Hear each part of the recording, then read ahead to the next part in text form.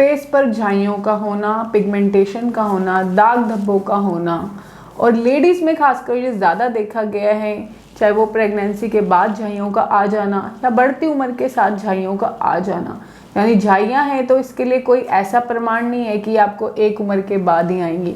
बहुत यंग लड़के लड़कियों में भी मैंने झाइयाँ देखी हैं और सारा कॉन्फिडेंस तो धरा का धरा ही रह जाता है एक बार फेस पे झाइयाँ आ जाएं। चाहे कोई केमिकल का लगाना हो फेस पे, जितनी दुनिया भर के उनको इलाज मिलते हैं वो सब करना चाहते हैं, बट झाइयों से मुक्ति पाना चाहते हैं। बट झाइयाँ देख के आप बहुत कुछ समझ सकते हो, यानी ये सिर्फ स्किन के ऊपर दिखने वाली चीज़ नहीं है। आपके अंदर जब बहुत कुछ गड़बड़ हो जाता है तो वो आपके नेल्स पे, आपके हेयर्स पे और आपकी स्किन के ऊपर दिखने लग जाता है। तो जो पिगमेंटेशन है यानी कि झाइयाँ, इसका एक साइंटिफिक नाम है मेलास्मा। तो आज इस वीडियो में हम कारण को समझेंगे कि झाइयाँ क्यों होती हैं, क्योंकि जब आपका कारण पकड़ में आ जाएगा तो झाइयाँ आप आसानी से ख़त्म कर सकते हो, चाहे वो आपके शरीर पर हो चाहे आपके फेस पर हो। क्योंकि कहीं ना कहीं झाइयों का होना, दाग धब्बों का होना हमारे सेल्फ कॉन्फिडेंस में कमी करता है। घरेलू उपचार की बात करूं, केमिकल की बात करूं, ऐसा कोई उपाय नहीं होगा जो आपने अभी तक अपनी झाइयों के लिए किया नहीं होगा या करना चाहते नहीं होगे। तो आज इस वीडियो में हम डिस्कस करेंगे ये सारे पॉइंट कि क्यों होती है, क्या हमें नहीं करना है और क्या हमें करना चाहिए, और कुछ होम रेमेडीज की भी मैं बात करूंगी। साइंस में जो झाइयों को वो मेलास्मा कहा जाता है। जो मेलास्मा होता है, हमारी स्किन के अंदर जो मेलानिन होते हैं वो हमारे कलर की प्रोडक्शन की एक तरह की फैक्ट्री है। मेलानिन ही डिसाइड करेगा कि हमारा कलर कितना फेयर होगा और कितना डार्क होगा। तो जब हमारे मेलानोसाइट में किसी तरह का डिफेक्ट आ जाता है, वो ज़्यादा बनने लग जाता है, उस जगह पर जो है वो हमारा पिगमेंटेशन हो जाता है। चाहे वो चीक बोन हो, चिन के आसपास हो, फोरहेड के आसपास हो, आईज के, माउथ के आसपास हो, या अंडर आर्म्स में, गर्दन के ऊपर जो ब्लैक मोटी मोटी लाइंस होती हैं, ये सारे जो होती हैं ये झाइयाँ में ही काउंट होती हैं। तो 4 इसके बेसिक रीज़न है। अगर आपने इन चारों को पकड़ लिया, आपकी झाइयाँ हटाने से कोई नहीं रोक सकता है। तो फर्स्ट नंबर पे जो इसका रीज़न आता है वो है सन एक्सपोजर। यानी जितना ज़्यादा आप धूप में जाओगे, बिना किसी सनस्क्रीन के, बिना किसी सन प्रोटेक्शन के धूप में आपका जितना ज़्यादा जाना होगा, उतनी ही ज़्यादा आपको जो है वो झाइयाँ होने की प्रॉब्लम रहती हैं। सेकंड नंबर पे है आपकी इंसुलिन की सेंसिटिविटी। इंसुलिन क्या है? ब्लड के अंदर आपकी शुगर की मात्रा का बहुत ज़्यादा होना, बहुत कम होना, हमेशा ऊपर नीचे फ्लक्चुएट करते रहना, इससे इंसुलिन सेंसिटिविटी कहते हैं।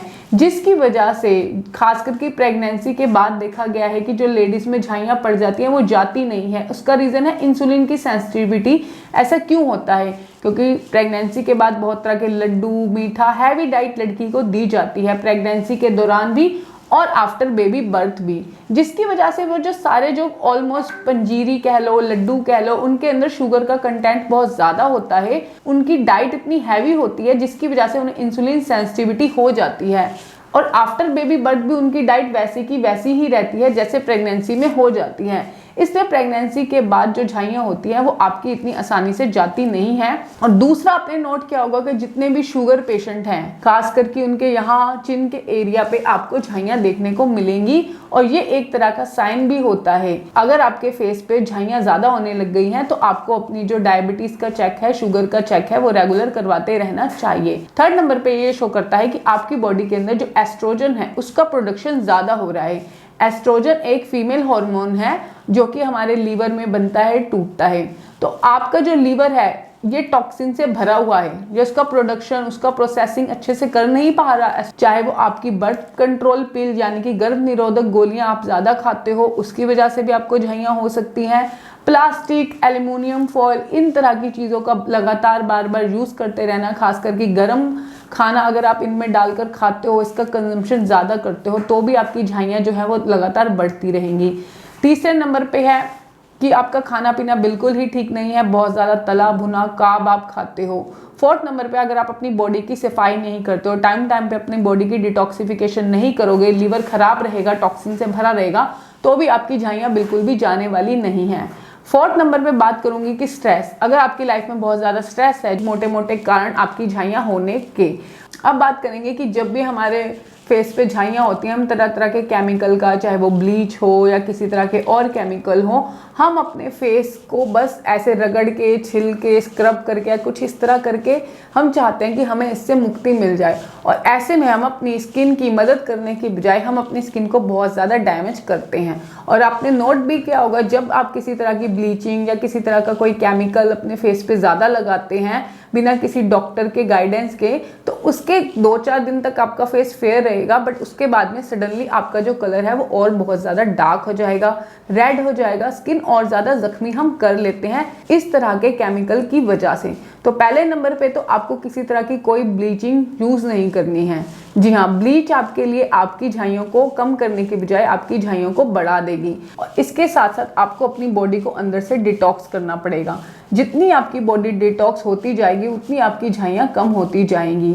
तो पहले नंबर पे बात करूंगी कि सन एक्सपोजर से सबसे ज़्यादा झाइयाँ होती हैं, तो आपने जो एक अच्छी कंपनी का सनस्क्रीन इस्तेमाल करना है।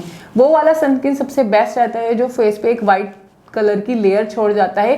बाकी यहाँ पे मैं मेंशन कर दूंगी कि उसके अंदर क्या क्या इंग्रेडिएंट होने चाहिए एक अच्छे सनस्क्रीन में। बहुत ज़्यादा केमिकल वाला मत लेना। सेकंड नंबर पे बात करूंगी कि लीवर टॉक्सिक है और एस्ट्रोजन को बैलेंस करना है। तो लीवर को डिटॉक्सिफाई करने के लिए, बॉडी को डिटॉक्सिफाई करने के लिए अभी मैंने पिछली वीडियो डाली है मेरे चैनल पे, बहुत सारी डिटॉक्स की ड्रिंक की रेसिपी है, जिसमें से जो टर्मरिक टी होती है यानी कि हल्दी वाली चाय, वो कैसे बनानी है, कैसे लेनी है, वो आपने ज़रूर लेनी है। वो आपकी झाइयों के ऊपर रामबाण का काम करेगी। जितनी जल्दी आपका लीवर साफ होता जाएगा उतनी ही जल्दी आपकी झाइयाँ हैं वो धीरे धीरे कम होती जाएंगी। थर्ड नंबर पे आपने इंसुलिन सेंसिटिविटी को कैसे कम करना है। इंसुलिन सेंसिटिविटी को कम करने के लिए आपने इंटरमिटेंट फास्टिंग करनी है, यानी बहुत ज़्यादा लंबे लंबे गैप भी नहीं देने और बहुत ज़्यादा थोड़े थोड़े गैप भी आपने नहीं रखने। 12 घंटे से स्टार्ट कर सकते हो, यानी 12 घंटे आप कुछ नहीं खाओगे और 12 घंटे की विंडो में आप खाओगे। उसमें भी जो खाना वो लो ग्लाइसेमिक इंडेक्स वाला खाना, यानी कि मिक्स तरह के साबुत अनाज, साबुत दालें, इस तरह खाने में ज़्यादा उसको महत्व देना। चीनी, केक, पेस्ट्री, चिप्स, इस तरह की जो चीज़ें हैं उसको अपनी डाइट में कम लेना। फोर्थ नंबर पे बात करूंगी कि स्ट्रेस से लड़ने के लिए आपको डीप ब्रीदिंग करनी चाहिए, ज़्यादा से ज़्यादा पानी पीना चाहिए और जिंक को अपनी डाइट में ज़रूर ऐड करना चाहिए। जितना ज़्यादा अच्छा आपकी बॉडी के अंदर जिंक की मात्रा होगी उतनी अच्छी आपकी स्किन की क्वालिटी होगी, आपकी स्किन उतनी अच्छी रहेगी। और विटामिन बी कॉम्प्लेक्स को भी आपने अपनी डाइट में ऐड करके रखना है। और जितने भी तरह के डार्क कलर के फ्रूट हो, डार्क कलर की वेजिटेबल्स हैं, चाहे वो ब्रोकली हो गई, चेरी हो गई, जिन फ्रूट का कलर डार्क होता है, जिन वेजीज का कलर डार्क होता है बहुत ज़्यादा, उनको अपनी डाइट में ज़्यादा से ज़्यादा ऐड करना है।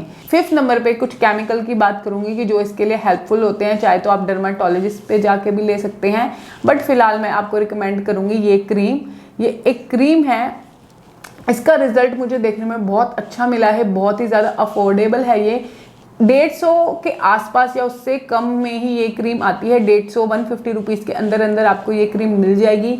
इस क्रीम के अंदर ट्रेटेनॉइन है, रेटिनॉल है, वो बहुत ज़्यादा है। और विटामिन ए जब अच्छी क्वालिटी का होगा तो वो आपकी स्किन को नया करने में आपकी बहुत ज़्यादा मदद करता है। साथ ही साथ इस क्रीम के अंदर हाइड्रोक्विनोनाइन भी है, तो ये आप जेनेरिक भी ले सकते हो, ये भी ले सकते हो। या इस क्रीम के मैंने रिजल्ट बहुत अच्छे देखे, यानी जिन जिन लोगों को भी मैंने ये क्रीम रिकमेंड करी, एक तो बहुत ज़्यादा चीप है, आपके बजट में आ जाएगी, 120 से 150 के अंदर अंदर ये आ जाएगी। ये जो क्रीम है ये बहुत ही अमेजिंग रिजल्ट देती है। इसके अंदर ट्रेटेनॉइन है, हाइड्रोक्विनोनाइन है, जो कि विटामिन ए का एक सब्स्टिट्यूट होता है। रेटिनॉल वो है इसके अंदर जो आपकी स्किन को नया करने में आपकी बहुत ज़्यादा हेल्प करता है।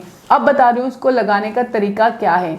इसको आपने रात को अच्छे से अपना फेस है उसको धो लेना है किसी अच्छे माइल्ड फेस वॉश से। उसके बाद आपका फेस जब हल्का हल्का गीला होगा तो उसके ऊपर आप कोई मॉइस्चराइज़र लगाएंगे हल्का सा, और उसके बाद आपने ये क्रीम अप्लाई करनी है। पूरे फेस पे मत लगाना, सिर्फ जहाँ जहाँ आपके झाइयाँ हैं, धब्बे हैं, सिर्फ वहीं आपको अप्लाई करनी है।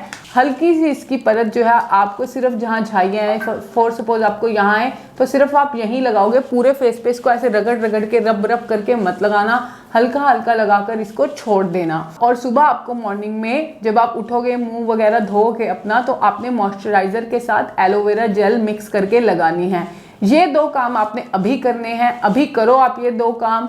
और जो मैंने टिप्स दिए हैं वीडियो में उसको ज़रूर फॉलो करो। डिटॉक्सिफाइड ड्रिंक को ज़रूर लो, अमेजिंग रिजल्ट मिलेंगे, अमेजिंग। जितने उपाय कर करके थक गए होगे ना, अब आपकी झाइयाँ परमानेंट खत्म करूंगी मैं। इसकी पिक मैं लगा दूंगी थंबनेल में, आप देख लीजिएगा। वीडियो कैसी लगी बताना बिल्कुल मत भूलिएगा। लोगों के साथ ज़्यादा से ज़्यादा शेयर करो ताकि सबकी हेल्प हो सके, और चैनल को सब्सक्राइब तो करते जाओ गाइस। मिलते हैं नेक्स्ट वीडियो में, till then take care, bye bye.